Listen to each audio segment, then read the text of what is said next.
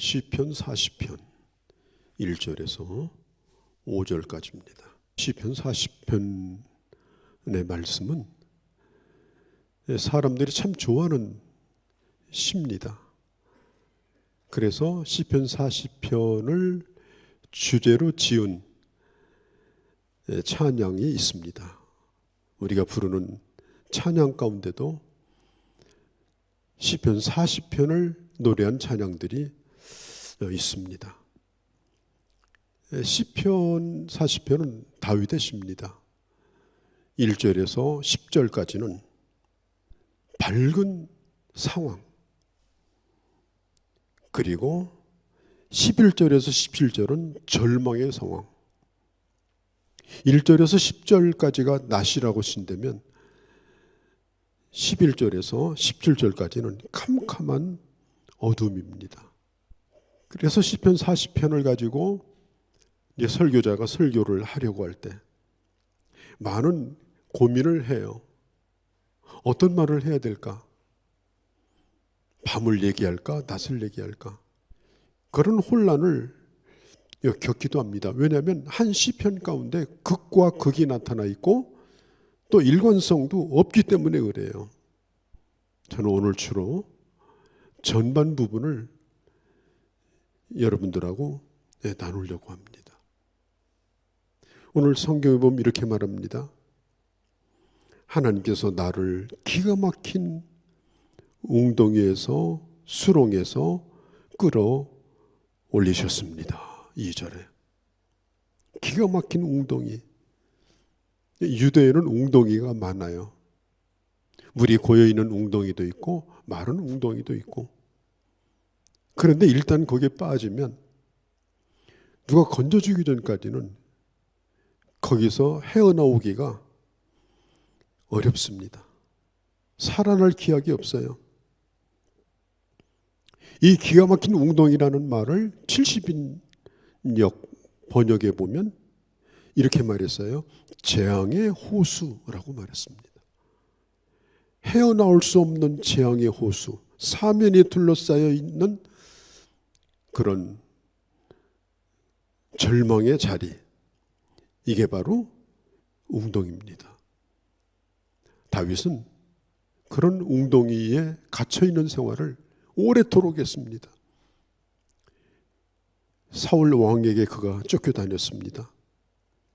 때로는 동굴 속에서, 아무도 없는 동굴 속에서 홀로 숨어가지고 두려움으로 밤을 지새던 날이 한두 번이 아닙니다.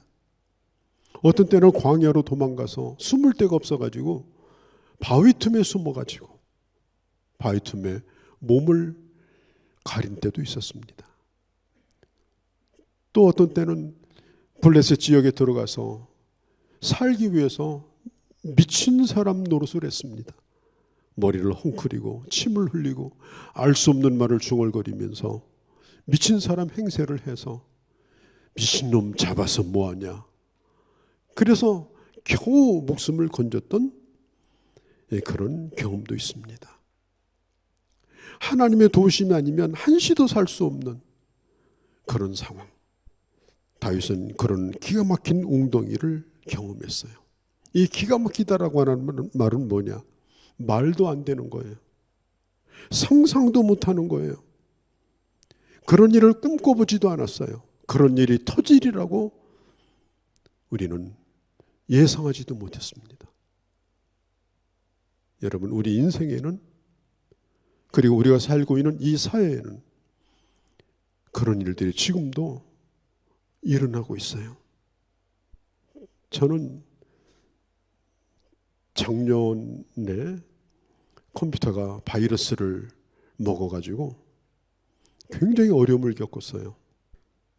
거기 있는 것을 백업을 해서 좀 보관을 해야 되는데 그러지 못한 상태에서 이 컴퓨터가 전체가 다 바이러스가 먹었어요. 사진 파일, 음악 파일, 한글 파일, 음악만 5만 개가 날아갔어요. 모아놓은 게. 제가 설교, 성경 가르친 거 모든 자료들을 1991년도 제가 컴퓨터를 사용을 했었는데 1991년도부터 모아놓은 모든 자료가 한꺼번에 다 날아갔어요. 사진도 마찬가지입니다. 2번이나 그런 일을 겪었어요. 그래가지고 굉장히 심적으로 어려웠습니다. 왜냐하면 항상 어떤 일을 할 때 예전에 했던 걸 참고로 하고 또 교회 일도 예전에 했던 행정이라든지 그런 자료를 참고로 해서 또 계획도 세우고 그렇게 하는 거 아니겠습니까?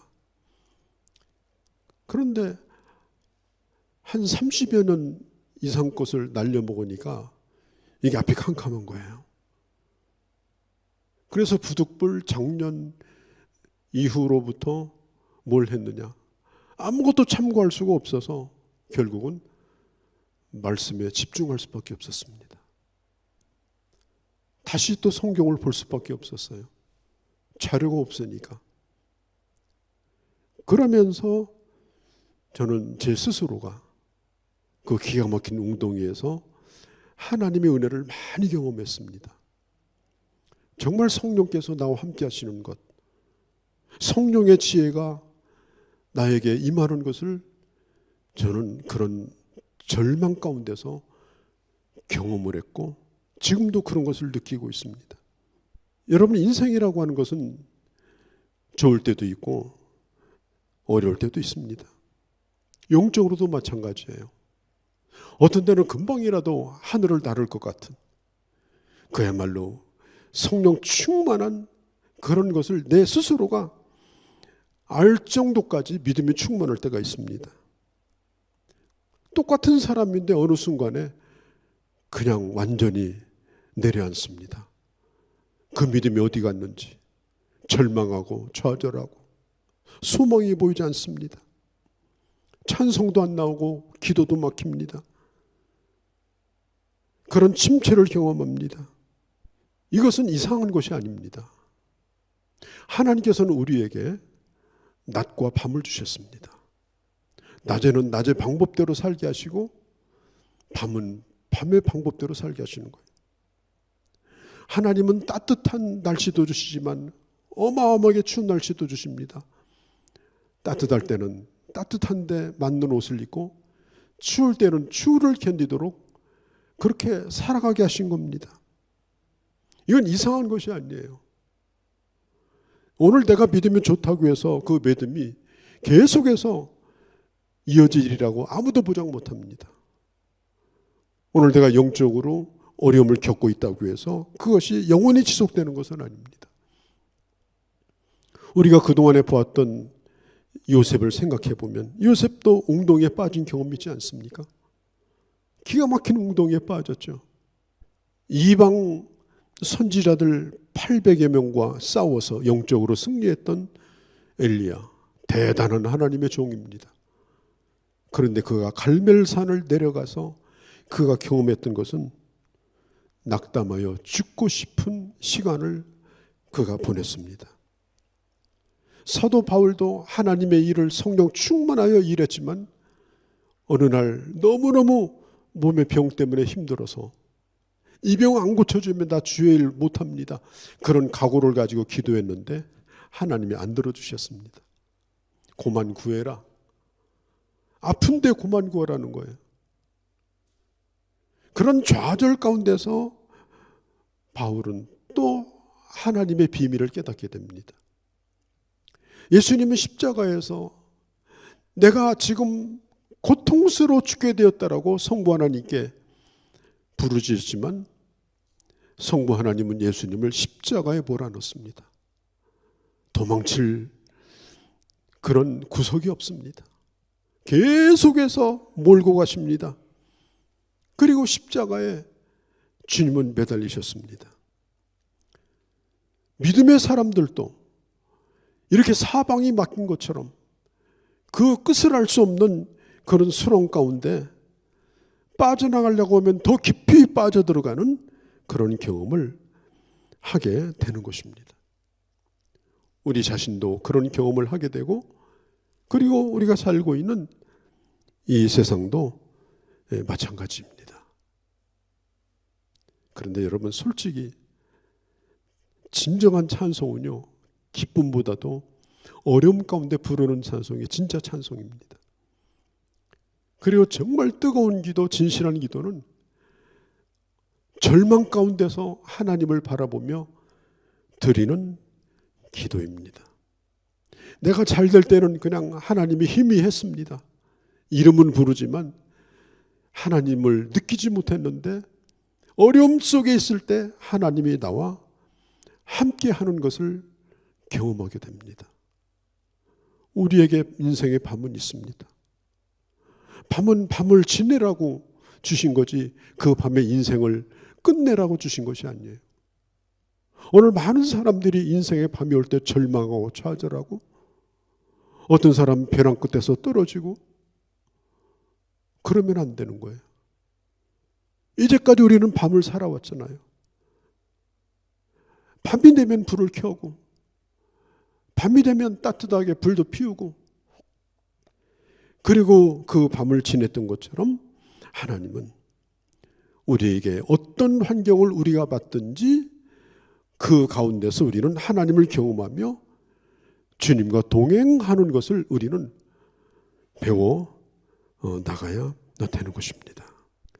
어떤 때 우리는 병상에 누워서 이런 걸 경험하기도 하고 또 자녀의 문제 때문에 경험하기도 하고 또 배우자 문제 때문에도 그렇고 그리고 내가 하는 일이 제대로 되지 않아서 절망할 때도 있습니다.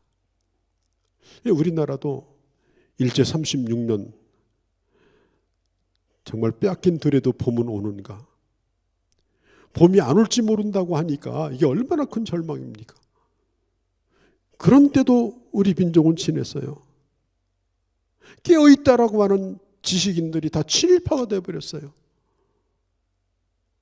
그때에 나라의 독립을 꿈꾸던 사람들이 얼마나 몸부림치면서 그 절망 가운데서 독립을 위해서 일했습니까?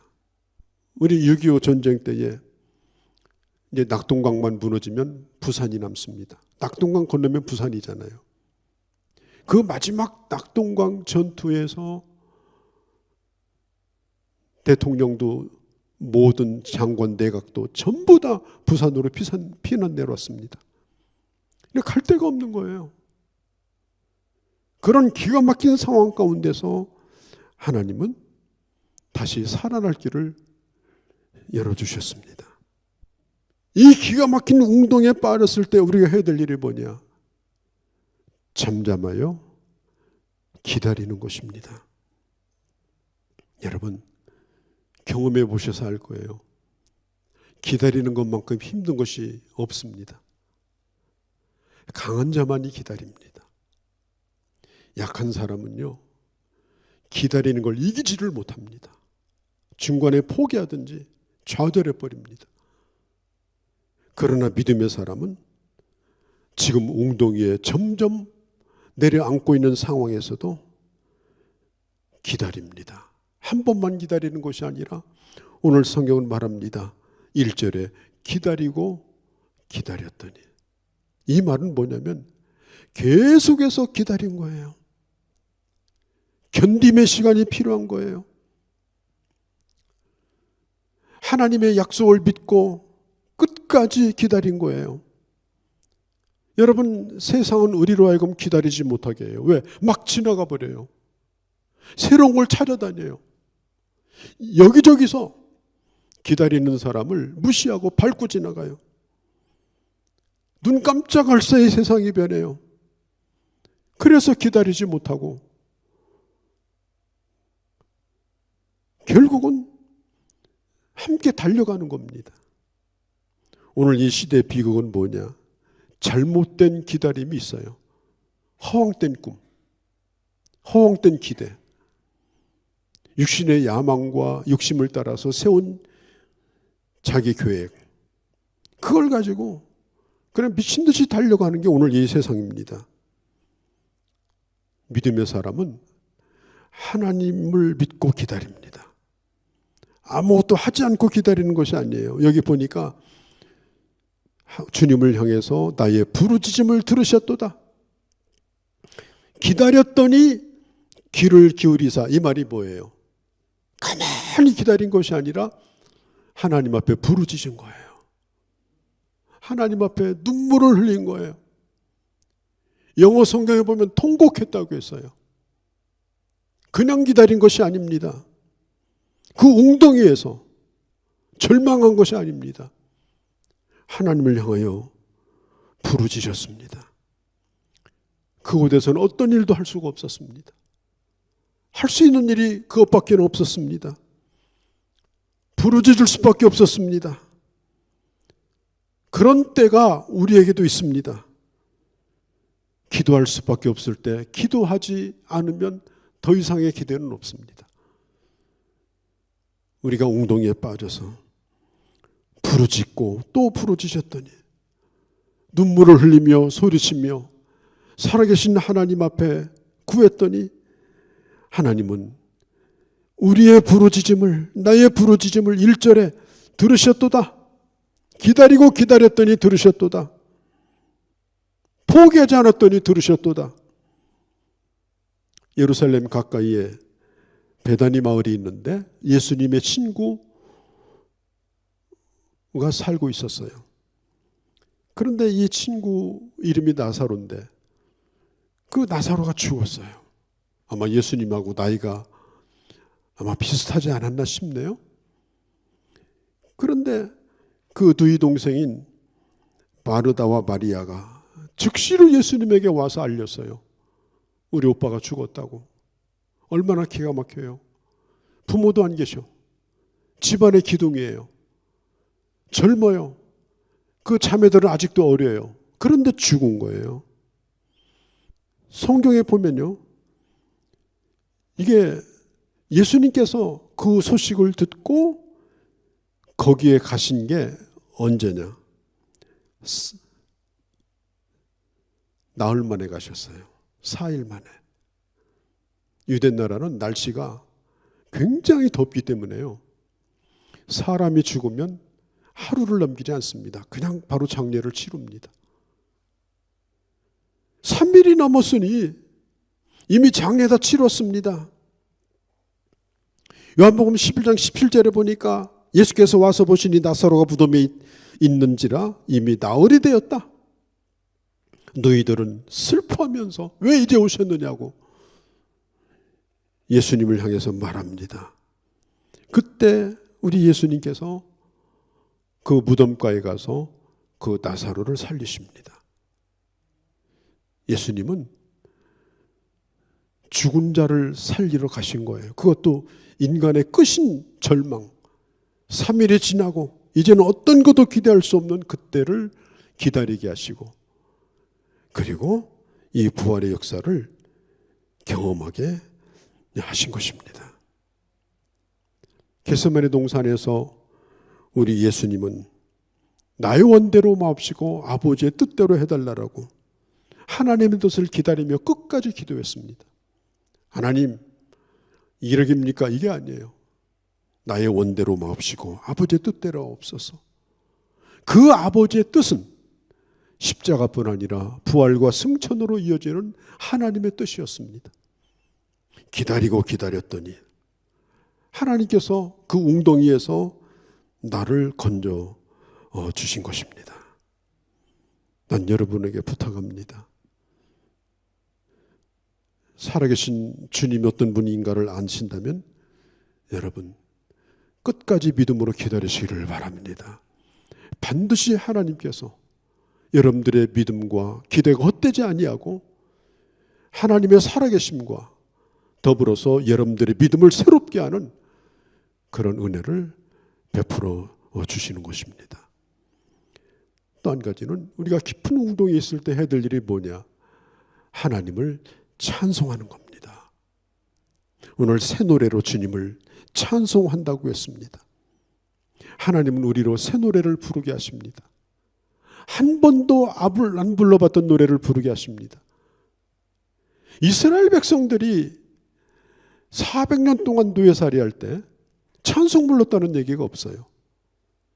그런데 그들이 애굽을 나와가지고 홍해를 건넙니다. 기가 막힌 웅덩이입니다. 홍해가 가로막혀 있는데 하나님의 기적 속에서 이 홍해가 갈라지고 홍해를 건너게 돼요. 그러자 그들은 한 번도 불러보지 않았던 노래를 부르기 시작합니다. 누가 작곡한 것도 아닙니다. 그냥 함께 하나님의 이름을 그냥 부른 겁니다. 이 케이커 교도라는 그 교파가 있어요. 이분들은 찬양을 할 때 모든 찬양 앞에 뭐가 들어가 있는 감탄사가 들어가 있습니다. 우리가 이제 설교 끝나고 찬송하겠습니다만 하나님의 은혜로 310장 그런데요. 그들은 모든 찬양에 다 아자를 집어넣습니다. 모든 찬양에. 그러니까 하나님을 찬송하는 것은 그 찬송 자체가 감격이고 찬송의 시작이 감탄사인 거예요. 이 홍해를 건널 때에 홍해를 건너고 나서 그 미리암과 더불어서 이스라엘 백성들이 찬송할 때 뭘 붙였겠어요? 하나님. 그냥 반복해서 그 하나님의 이름을 부르며 불렀던 찬양이 바로 그의 찬송인 거예요. 불러보지 않은 노래입니다. 새 노래입니다. 하나님께서 내가 부를 찬송을 내 입에 두었다고 했습니다. 깊은 수렁에서 건져주시고 내 입에 두셨습니다. 한번 생각해 보세요.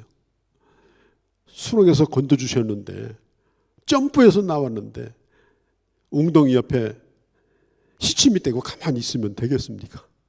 아니잖아요. 주님을 찬송해야죠. 마르틴 루터는 말하기를 찬양은 악마를 쫓아내기도 하고 사람을 즐겁게도 한다. 모든 분노, 부정, 교만, 이 악한 것들을 다 잊어버리게 한다. 요즘에 이 노래방 컴플렉스라는 게 있습니다. 그리고 이 음치 치료하는 학원이 있어요. 왜냐하면 요즘은 노래를 못하면요 성공도 못해요.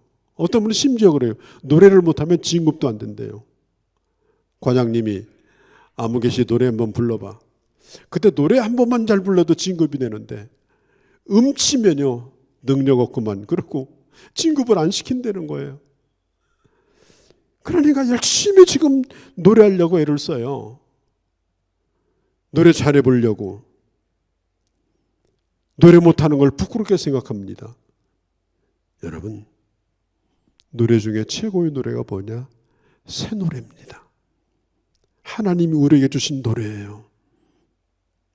이 노래는 세월 따라 흘러가는 노래가 아닙니다.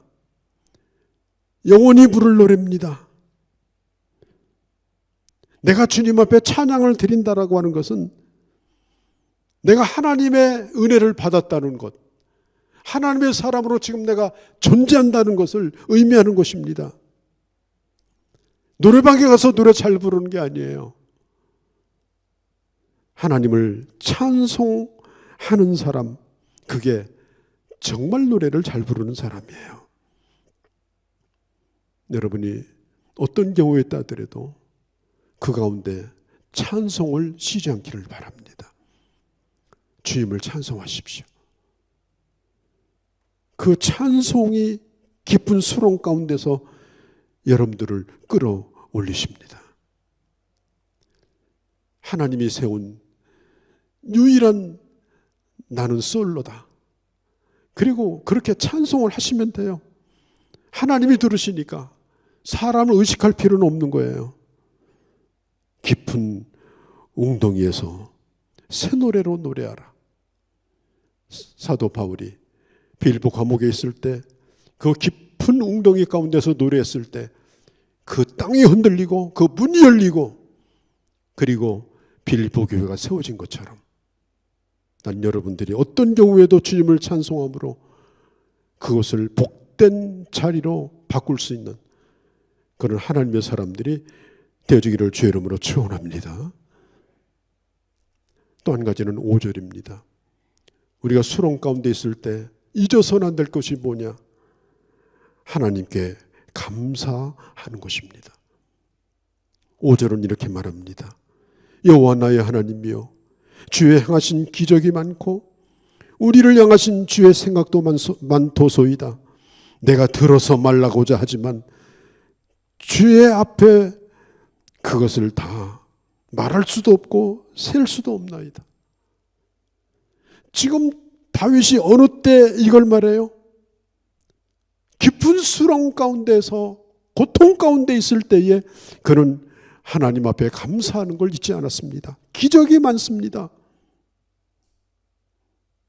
지금 내가 어렵다고 해서 이미 주신 은혜를 다 잃어버리고 살면 그 어려움이 끝나지 않아요. 어려울 때 이미 주신 은혜를 생각하세요. 이미 주신 은혜를 세어보세요. 그러면 오늘 이 어려움 가운데서도 하나님은 구원을 베푸셔요. 어떤 아버지하고 아들이 집에 살았어요. 한 교회에 나가요. 하루는 아들이 들어오면서 아주 흥분해가지고 아버지한테 얘기하는 거예요. 아버지, 오늘 저 감사한 일이 생겼어요. 그러니까 아버지가 무슨 일이냐? 무슨 일이냐? 어쩌면 그럴 수가 있을까요? 너무나 놀라워요. 정말 감사해요. 아니, 뭔지 좀 얘기 좀 해봐라. 제가요, 오늘 교회에서 집으로 오다가 차가 7바퀴 굴렀어요. 그런데 제가 살아서 돌아왔어요. 그러니까 아버지가 7바퀴 굴렀다고? 그래, 아버지가 하는 얘기가 뭔지 아세요? 야, 나는 한 바퀴도 안 돌고 살고 있다. 여러분, 7바퀴 굴러야 감사합니까? 구르지 않고 지금 산 것은 얼마나 더 감사합니까? 우리는 예수를 믿는다고 하면서도 하나님의 능력을 제한합니다. 하나님의 능력을 제한하는 사람은 이 사람이 기적을 믿는 사람이 아니에요. 하나님은 내가 알 수 없는, 오늘 성경 5절에 있는 것처럼 내가 생각할 수 없는, 내가 말로도 표현할 수 없는 하나님의 방법으로 하나님께서는 나를 이제까지 인도해 주셨습니다. 이것 자체가 기적입니다. 말할 수 없는 하나님의 기적입니다. 기적이 많고 주께서 행하신 기적이 많고. 어거스틴은 고린도전서 13장 마지막 절에 믿음, 소망 이 세 가지는 항상 있을 것인데 그 중에 제일은 사랑이라. 그때에 어거스틴은 이렇게 말했다고 합니다. 믿음, 소망, 사랑 여기에 한 가지를 더 붙여야 되는데 이건 감사다.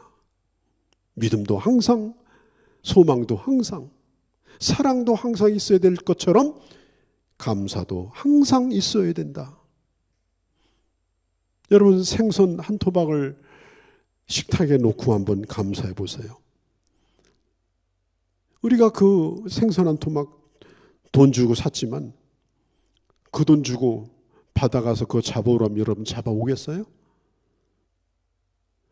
그 생선을 잡기 위해서 얼마나 그 어부들이 고생했어요. 그것도 나 먹이느라고 싣고 온다고 또 차에다 싣고 얼마나 시장까지 가져오신 분이 또 있어요. 그거 팔려고 또 소리 지르면서 팔려고 했기 때문에 또 내가 산 거 아니겠어요. 그리고 가장 뛰어난 우리 집 요리사가 요리해가지고 오늘 이 식탁에 생선 하나가 올라왔어요. 생각하면요, 이루 말할 수 없는 감사가 생선 한 토막만 놓고도 말할 수가 없는 거예요. 우리는 모든 일 가운데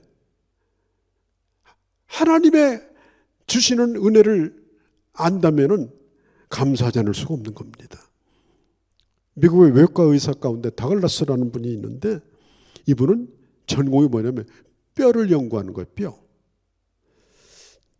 근데 그분이 뭘 알아냈는가 하면 남을 계속 원망하고 남을 불평하고 근심하고 이런 사람이 꼭 무릎 관절이 온다는 거예요.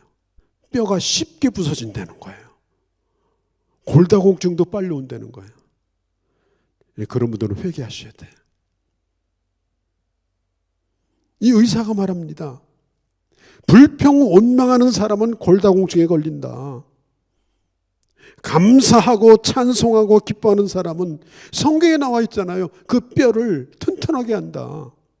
근심은 뼈를 상하게 하지만 감사하고 찬송하는 것은 몸에 양약이 된다고 했습니다. 내가 오늘 살고 있는 게 기적이에요. 이제까지 내게 주신 모든 것이 다 하나님의 주신 기적 가운데 산 겁니다. 과거도 기적이고요. 지금도 기적이고요. 앞으로도 우리는 그런 기적 속에서 살아갈 겁니다. 그리고 우리 하나님은 지금도 나를 향하여 생각이 많으셔요. 좋은 생각, 나쁜 생각? 좋은 생각. 나를 향하여 좋은 생각을 하나님은 가득 내게 담아두셔요. 아무리 부모가 자식이 부모를 잘 안다 할지라도 그 아버지의 마음을 다 몰라요. 헤아릴 수 없는 나를 향한 하나님의 생각이 지금도 나를 향해서 있는 거예요. 측량하지 못할 만큼, 오늘 다윗은 말합니다. 측량하지 못할 만큼, 헤아리지 못할 만큼 그런 기적 속에 살았고 앞으로도 그런 기적 속에 살아갈 것입니다. 여러분, 기가 막힌 일들을 혹시 여러분이 겪으십니까? 어쩌면 그런 일들을 또 만날지도 모르겠습니다. 그럴 때 우리가 잊지 말아야 될 게 있습니다. 믿음으로 기다리시기 바랍니다. 그리고 새 노래로 그곳에서 주님을 찬송하시기 바랍니다. 그리고 거기서 하나님을 향하여 감사하시기를 바랍니다. 깊은 웅덩이를 통해서 요셉을 축복하셨던 하나님, 오늘 내가 겪는 그 캄캄한 밤은 오히려 내일을 향한 하나님의 축복의 기회가 되는 것입니다. 올 2022년 우리가 가을을 맞이하면서 또 감사의 절기를 맞이하면서 다윗과 같이 어려운 일이 현실임에도 불구하고 하나님, 주께서 행하신, 나를 향하신 기적이 많습니다. 하나님 감사합니다. 그런 마음으로 주님께 영광을 돌리는 귀한 주의 자녀들이 되어주시기를 바랍니다. 거룩하신 우리 아버지, 오늘도 저희들을 이곳에 불러주시고 주의 말씀을 듣게 하셨습니다.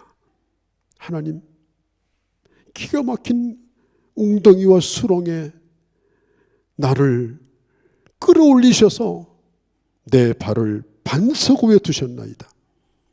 그곳에서 기다리며 기도하였더니, 그곳에서 새 노래로 노래하였더니, 그곳에서 주님을 예배하며 감사하였더니 주님은 기어코 나를 반석 위에 세우셨고 하나님 앞에 영광을 돌리게 하셨습니다. 이번 추수의 때에 그런 은혜를 누리고 그런 고백이 차고 넘치는 귀한 주의 자녀들이 되게 하여 주시옵소서. 우리 주 예수님의 이름으로 기도하옵나이다. 아멘. 예수 그리스도의 은혜와 하나님 아버지의 극진하신 사랑하심과 성령님의 교통하심이 오늘 예배에 참여한 귀한 자녀들 머리머리 위에, 그리고 사랑하는 우리 교회와 우리가 살고 있는 조국 대한민국과 그리고 이 땅에 있는 모든 나라와 열방 가운데 이제로 영원히 함께 계실지어다. 아멘.